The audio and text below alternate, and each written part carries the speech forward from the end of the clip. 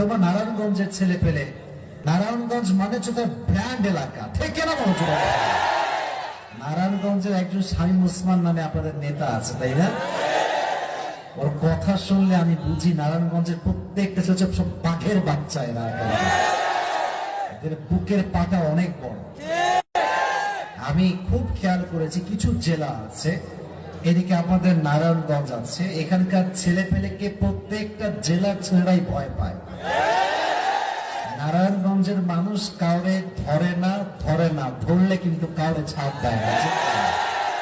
নারায়ণগঞ্জে যে পরিমাণ ফ্যাক্টরি আছে, পুরো বাংলাদেশে কোথায় আছে এটা আমি জানি। নারায়ণগঞ্জ এদিকে গাজীপুর ফ্যাক্টরিতে ভরা, যত বড় বড় ব্যবসায়ী প্রায় সবাই নারায়ণগঞ্জের মাটিতে বসবাস করে, যে কিনা বলে।